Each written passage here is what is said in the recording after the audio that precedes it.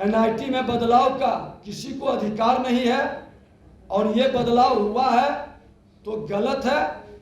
उस बदलाव का हम घोर विरोध करते हैं। इसकी जांच की भी जरूरत है। इसमें जो लोग संलिप्त हैं उनका पिछला भी इतिहास भूगोल जांचा जाए।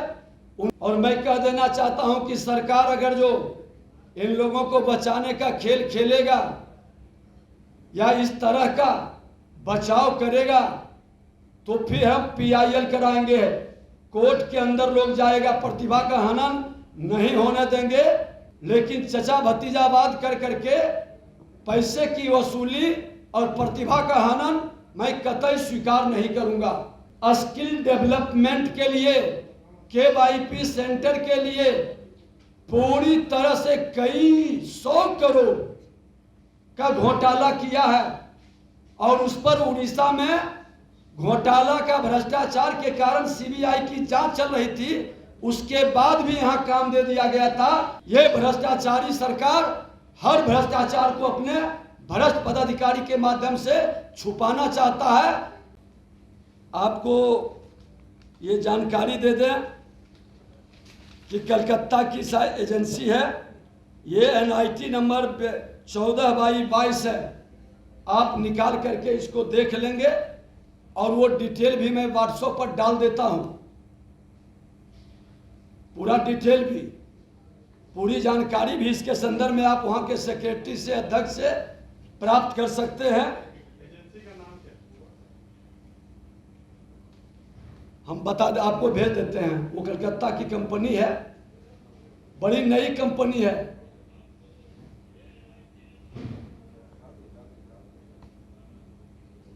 बात है कि इस तरह का खेल, आवेदन भी मंगा लिया गया है। ये तो कुछ लोगों ने हमें जानकारी दी है, जो प्रेस मीडिया के माध्यम से हमने कहा है कि भ्रष्टाचार से संबंधित जानकारी आप हमें उपलब्ध कराएं। तो बिहार के प्रतिभा को बचाने वाले कुछ लोगों ने ये डिटेल लाया है और इस डिटेल की जानकारी, इसकी जांच की हम मांग करते हैं। ये पूरी प्रक्रिया को रद्द करके पारदर्शिता के साथ बहाली का उचित, बीपीएससी कर्मचारी आयोग पारदर्शिता के साथ इसकी बहाली हो और इसका डिटेल हम आपको उपलब्ध करा देंगे। एनआईटी में बदलाव का किसी को अधिकार नहीं है और ये बदलाव हुआ है तो गलत है। उस बदलाव का हम घोर विरोध करते हैं। इसकी जांच की भी जरूरत है। इसमें जो लोग संलिप्त हैं उनका पिछला भी इतिहास भूगोल जांचा जाए। उनके संबंधी कितने लोग विधानसभा में इसी तरह की एजेंसी से बहाल हुए हैं, उसकी भी जांच आवश्यक है।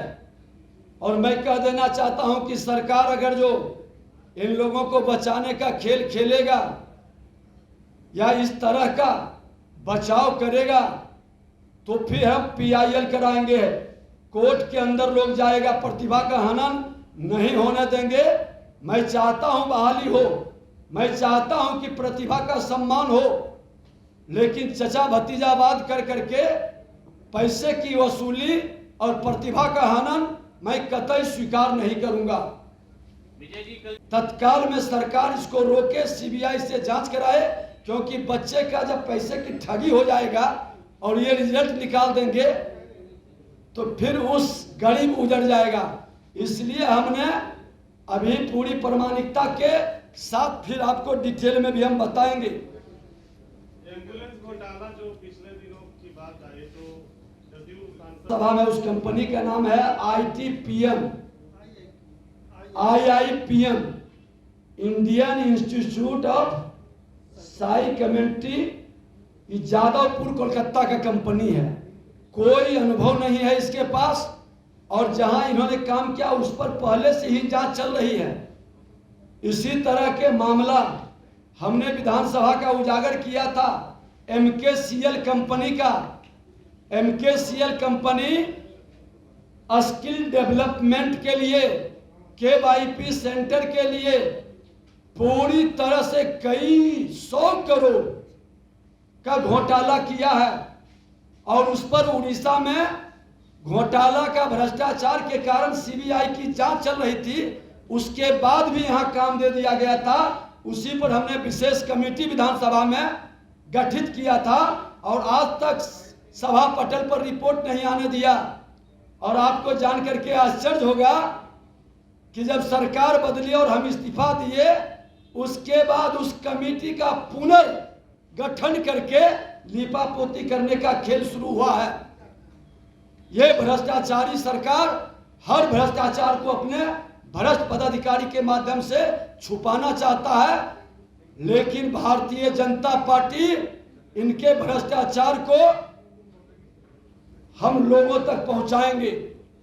और ये भ्रष्टाचारियों की जमात विपक्षी एकता नहीं, भ्रष्टाचारी एकता के माध्यम से भटकाना चाहता है। वो कतई हर हफ्ते हमारे पास जो भी सूचना आएगा, बिहार के जो भी हितैषी, बिहार के शुभचिंतक हैं, बिहार के भावी पीढ़ी नौजवानों के प्रतिभा को बचाने वाले, चाहे प्रशासनिक पदाधिकारी हो, चाहे शासन में बैठे लोग हो, चाहे सामाजिक कार्यकर्ता हो, जो भी रिपोर्ट भ्रष्टाचार से संबंधित उपलब्ध कराएंगे हम आपके सामने रखेंगे।